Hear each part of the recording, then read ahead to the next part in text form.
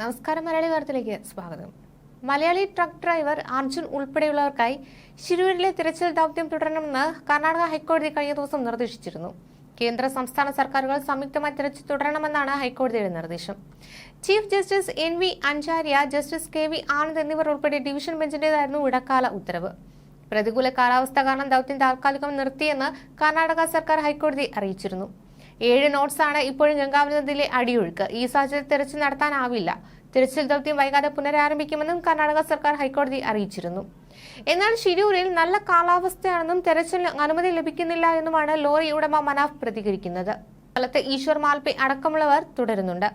ഇവിടെ കാലാവസ്ഥ നല്ലതല്ല എന്നാണ് കർണാടകയുടെ വാദം. മഴ മാറി വെയിൽ നിന്നിട്ടും പരിശോധനയ്ക്ക് തടസ്സം നിൽക്കുകയാണ് കർണാടക. വെള്ളവും ഒഴുക്കും ഇപ്പോൾ കുറവാണ്. ഒഴുക്ക് കുറവാണെങ്കിൽ ആ സർട്ടിഫിക്കറ്റ് കൊണ്ടുവരാനാണ് കർണാടക ആവശ്യപ്പെടുന്നതെന്ന് പറയുന്നു.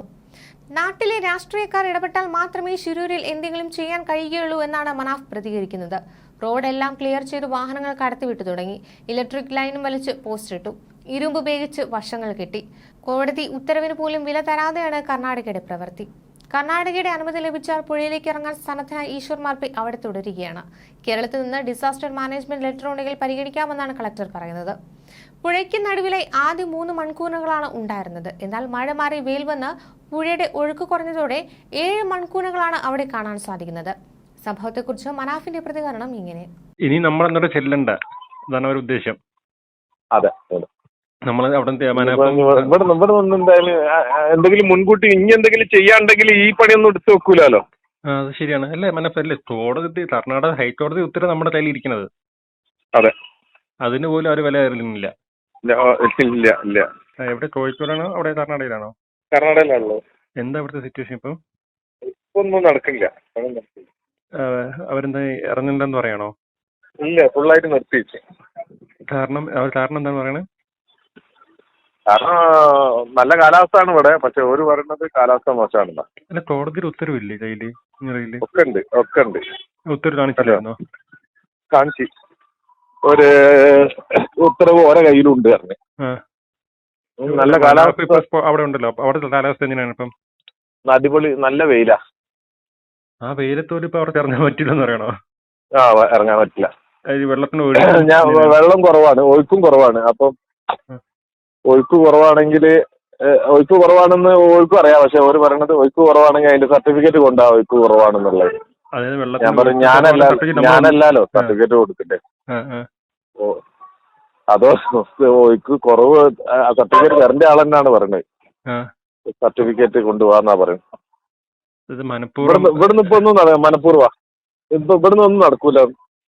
നാട്ടിൽ നിന്ന് ആരെങ്കിലും എന്തെങ്കിലുമൊക്കെ രാഷ്ട്രീയക്കാർ ഇടപെട്ടാൽ എന്തെങ്കിലും കാര്യം നടക്കുള്ളൂ. ഇവിടെ ഒന്നുമില്ല. ഇവിടൊക്കെ റോഡൊക്കെ ക്ലിയർ ആയിപ്പോയി. ക്ലിയർ ചെയ്തു. വണ്ടി വിട്ട് ഇലക്ട്രിക് ലൈൻ ഒക്കെ വലിച്ച് പോസ്റ്റൊക്കെ ഇട്ട് സൈഡൊക്കെ കെട്ടൂലേ, മറ്റേ ഇരുമ്പിന്റെ ബോർഡർ, അതൊക്കെ വെച്ച് കഴിഞ്ഞു. അപ്പൊ അതായത് ഇനി നമ്മൾ എന്നിട്ട് ചെല്ലണ്ട, അതാണ് ഒരു ഉദ്ദേശം. അതെ, നമ്മൾ അവിടെ ഇവിടെ എന്തായാലും എന്തെങ്കിലും മുൻകൂട്ടി ഇനി എന്തെങ്കിലും ചെയ്യാണ്ടെങ്കിൽ ഈ പണിയൊന്നും എടുത്തു വെക്കൂലോ.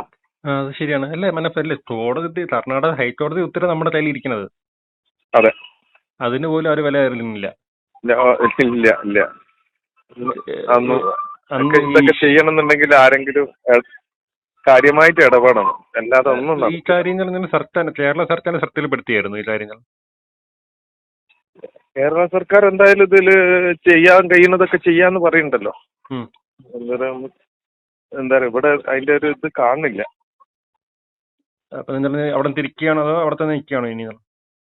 ഞാൻ ഇവിടെ തന്നെ ഉണ്ട്. ഈശ്വർ മാൽപ എന്താ പറയണത്? മൂപ്പർ റെഡി ആയിട്ട് നിൽക്കുന്നുണ്ട് ഇറങ്ങാന്, പക്ഷെ പെർമിഷൻ തരുന്നില്ല. അതായത് അവരെ പെർമിഷൻ തരാതെ ഇറങ്ങാനും പറ്റില്ല. ഇല്ല. അതായത് കേരളത്തിന്ന് ഡിസാസ്റ്റർ മാനേജ്മെന്റിന്റെ ഒരു ലെറ്റർ ഉണ്ടെങ്കിൽ കളക്ടർ പരിഗണിക്കാന്ന് പറയുന്നു. ഓക്കെ, ആ ലെറ്ററിന് ശ്രമിക്കണുണ്ടോ മനാഫ്? ഞാനൊരു സാധാ ലോറി മുതലാളി മാത്രമല്ലോ. എനിക്ക് ഇതിനെ പറ്റി കൂടുതലൊന്നും അറിയില്ല. ഹലോ, ഇതാരെങ്കിലും ചെയ്ത് എവിടെ പോയി എന്തൊക്കെ ചെയ്യണം എന്നുള്ളതൊന്നും അറിയില്ല. ഈ കോഴിക്കോട് MLA ആയിട്ട് ബന്ധപ്പെടാൻ ശ്രമിച്ചു, അതായത് അർജുന്റെ കുടുംബം എന്തെങ്കിലും? അറിയില്ല, അതിനെപ്പറ്റി ഒന്നും അറിയില്ല എനിക്ക്. അറിയില്ല. ഹലോ, അതായത് പല നേതാക്കന്മാരും വീട്ടിൽ വരുന്നുണ്ട്. അതെ, പല വാഗ്ദാനങ്ങൾ കൊടുക്കുന്നുണ്ട്. എനിക്കറിയില്ല അതിനെപ്പറ്റി എന്തൊക്കെയാണെന്നുള്ളത്, അവിടുത്തെ കാര്യങ്ങളാണ്. ഞാൻ ഇവിടെ അല്ലേ ഉള്ളത്. മനാഫിന്റെ ലോറിയും കിട്ടിയിട്ടില്ല, അർജുനെ കണ്ടെത്താൻ പറ്റിയില്ല. പക്ഷെ കർണാടക സർക്കാർ ഇപ്പം ഒരു പൂർണ്ണമായ ഒരു അവതരണമല്ലേ ഇതിൽ നൽകിയിരിക്കുന്നത്? അതെ അതെ അതെ, ഇതുവരെ ഇപ്പൊ ഒന്നും ആയിട്ടില്ല.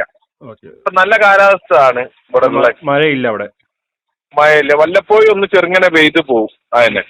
അല്ല, ഈ പുഴയുടെ അടുത്തല്ലേ ഇപ്പൊ മനാഫ് നിൽക്കുന്നത്, അപ്പൊ ഈ വെള്ളത്തിന് ഒഴുക്ക് മനാഫിന് കാണാമല്ലോ എങ്ങനെയാണെന്ന്. ഓ ഓ ഓ ആദ്യം ഒരു 3 മൺതിട്ട ഇനി ഉണ്ടായിരുന്നത് പുഴയുടെ നടുവിൽ. ഇപ്പൊ 7 ഉണ്ടായി. അതായത് വെള്ളം കുറഞ്ഞിരിക്കുകയാണ്. ആ, അപ്പൊ സ്വന്തം അതായത് കർണാടക ഹൈക്കോടതി ഉത്തരവിനെ പോലും അവർ വെല്ലുവിളിച്ചിരിക്കുകയല്ലേ ഈ സമയത്ത്?